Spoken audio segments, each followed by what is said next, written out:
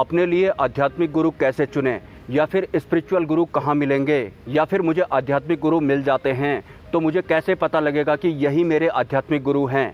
आध्यात्मिक गुरु या फिर सद्गुरु के बारे में बहुत सारे रहस्य आपको इस वीडियो में पता लगने वाले हैं, और मैं मोक्ष वाले, मुक्ति वाले सद्गुरु के बारे में या फिर स्पिरिचुअल गुरु के बारे में इस वीडियो में चर्चा करने जा रहा हूं। तो अगर आपका ये सवाल है कि अपने लिए आध्यात्मिक गुरु कैसे चुनें या फिर कैसे ढूंढें, उससे पहले मैं आपको अध्यात्म का मतलब बता देता हूँ। अध्यात्म का मतलब होता है स्वयं को जानना, या फिर अपनी आत्मा को जानना, या फिर परमात्मा को जानना, या फिर आत्मा का विज्ञान, या फिर परम तत्व परमात्मा का विज्ञान।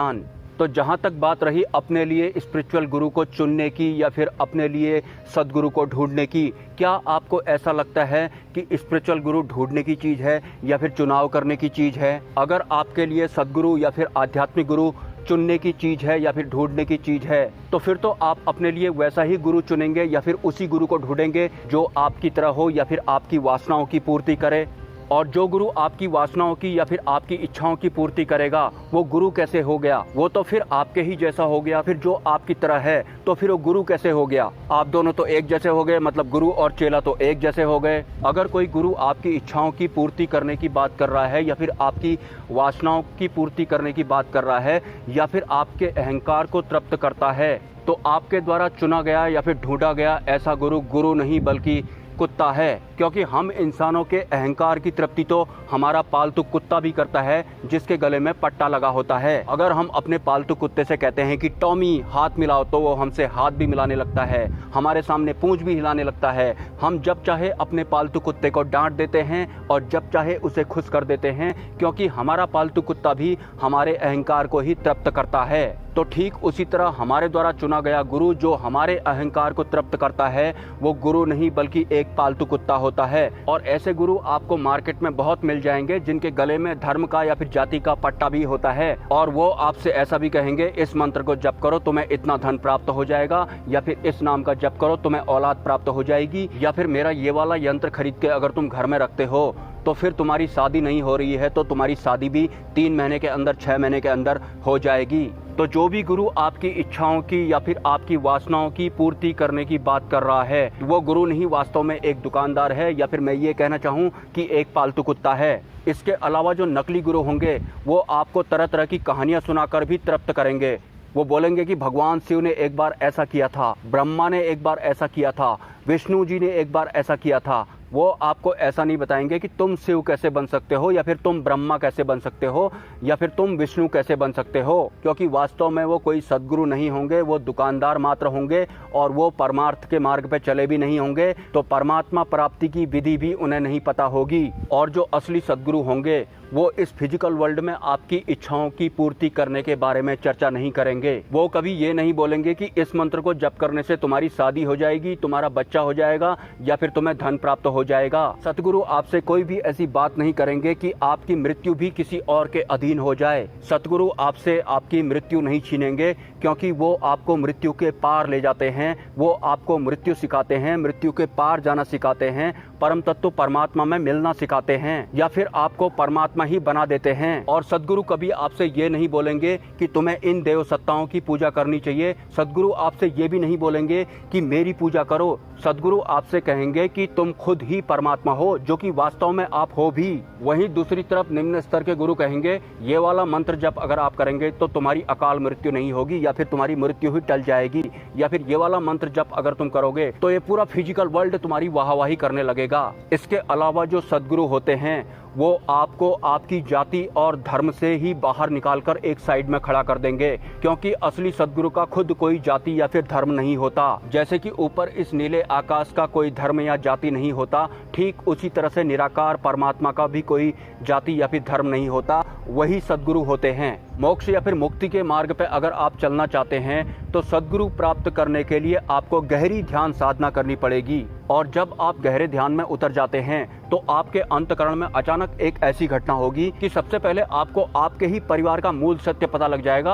आपको ऐसा लगेगा कि मैं ये परिवार के झंझट में कहाँ फंस गया। और इस दौरान अगर आप मैरिड हैं और आपकी वाइफ आपसे बोलती है कि उसे मायके जाना है या फिर बाजार जाना है, तो आज तक जहाँ जहाँ आप अपनी वाइफ के साथ घूमने जाया करते थे, आप अपनी वाइफ से कहेंगे कि तू अकेले जा, मेरे कमर में दर्द है या फिर मेरे पाँव में दर्द है, तू आराम से घूम के आ जा, ऐश कर। और जैसे ही आपकी वाइफ मायके जाएगी या फिर बाजार घूमने जाएगी, तो उसके तुरंत बाद आप गहरी ध्यान साधना करने बैठ जाएंगे। सद्गुरु ऐसे होते हैं जो आपके अहंकार को तृप्त भी नहीं करते, आपकी इच्छाओं की पूर्ति वाली बात भी नहीं करते। आपको ऐसा लगेगा कि ये कैसा गुरु है, ये कोई गुरु है या फिर ये कोई कसाई है। ये सब जानते हुए भी आप उस गुरु को छोड़ नहीं पाएंगे। आप ये चाहेंगे कि इसी गुरु के चरणों में मुझे मोक्ष प्राप्त हो जाए। आपकी फिजिकल वर्ल्ड वाली कोई इच्छा भी पूरी नहीं होगी, आपके अहंकार को तृप्ति भी नहीं मिलेगी, आप रो भी रहे होंगे, फिर भी आप उस गुरु को नहीं छोड़ पाएंगे। और जो सद्गुरु होते हैं, अन्य गुरुओं की तरह अपने अलग अलग धर्म के हिसाब से उनका अलग अलग ड्रेस कोड नहीं होता।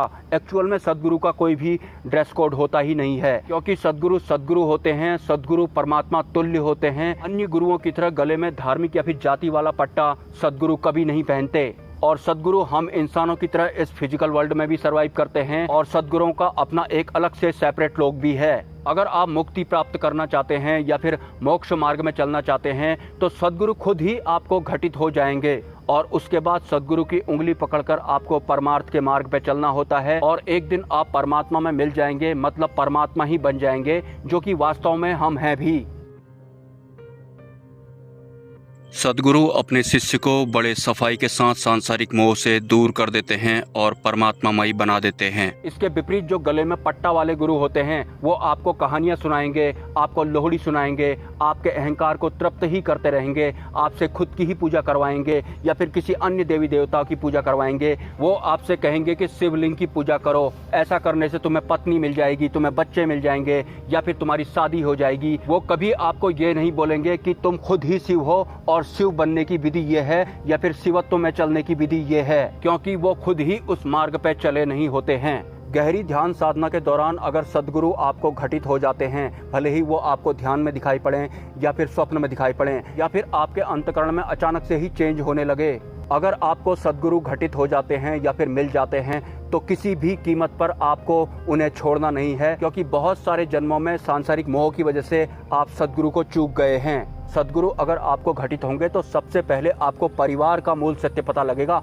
आपको ऐसा लगेगा कि मैं यहाँ कहाँ फंस गया। एक्चुअल में जो सद्गुरु होते हैं वो ना तो धार्मिक होते हैं, ना ही अधार्मिक होते हैं, या फिर मैं ये कहना चाहूँ ना तो वो आस्तिक होते हैं, ना ही वो नास्तिक होने देते हैं, और ना ही वो अपने शिष्य को ऐसा बनने देते हैं। ना ही अपने शिष्य से वो खुद की पूजा करवाते हैं, और ना ही अपने शिष्य को ये बोलते हैं कि इस देव सत्ता की पूजा करो। वास्तव में सद्गुरु बहुत ही डेंजरस होते हैं, क्रांतिकारी होते हैं। वो आपके अहंकार को तृप्त नहीं करेंगे, वो आपके अहंकार की धज्जियां उड़ा देंगे। आप परमात्मा हो, वो आपको परमात्मा बना देते हैं। और हमारे इस फिजिकल वर्ल्ड में आज तक जितने भी सद्गुरु या फिर सिद्ध पुरुष हुए हैं, उन्होंने झूठ की धज्जियां ही उड़ाई हैं। सद्गुरुओं को या फिर सिद्ध पुरुषों को सांसारिक इंसान कभी भी पसंद नहीं करते। सद्गुरुओं को सांसारिक इंसान हमेशा से गाली ही देते हैं, उन्हें सूली पर ही लटकाते आए हैं, क्योंकि सद्गुरु इच्छाओं की, वासनाओं की हमेशा से धज्जियां ही उड़ाते आए हैं। अगर आप परमार्थ के मार्ग पे चल रहे हैं या फिर मोक्ष प्राप्ति के मार्ग पे चल रहे हैं, तो आपके दिलो दिमाग में ये सवाल बिल्कुल भी नहीं होने चाहिए कि गुरुजी मुझे धन कैसे प्राप्त होगा, या फिर मेरी शादी कैसे होगी, या फिर मेरा बच्चा कैसे होगा। सतगुरु जो आपको परमात्मा बना देते हैं, जो कि वास्तव में आप हैं भी, आपकी इस फिजिकल वर्ल्ड वाली कोई भी इच्छा सद्गुरु पूरी नहीं करेंगे, और यही असली परमार्थ का मार्ग होता है। तो जैसे सद्गुरु होते हैं वैसे ही उनके चेले होते हैं। वैसे तो ये दोनों पक्ष गुप्त रूप में सरवाइव करते हैं या फिर मौन अवस्था में ही रहते हैं, लेकिन सद्गुरु में या फिर उनके शिष्य में इतनी काबिलियत होती है कि वो इस पूरे ब्रह्मांड के जितने भी निम्न स्तरीय तत्व हैं, उन सभी की धज्जियां उड़ाने की पात्रता भी रखते हैं। क्योंकि हम इंसानों को हमारा मूल स्वरूप दिखाने वाले या फिर परमात्मा बनाने वाले गुरु धर्म या फिर जाति का पट्टा पहनने वाले अन्य गुरुओं की तरह बिल्कुल भी नहीं होते। एनीवेज, इस विषय पर मैं आगे चर्चा जारी रखूंगा। अगर आपके कोई सवाल हैं तो आप मुझे कमेंट कर सकते हैं। अगर आप इस चैनल को सपोर्ट करना चाहते हैं तो इसी वीडियो के कमेंट सेक्शन में आपको एक UPI ID मिल जाएगा। स्वेच्छा से आप सपोर्ट कर सकते हैं, कोई ज़बरदस्ती नहीं है। मिलते हैं नेक्स्ट वीडियो में। ब्रह्मा, विष्णु, महेश, जय मां पराशक्ति।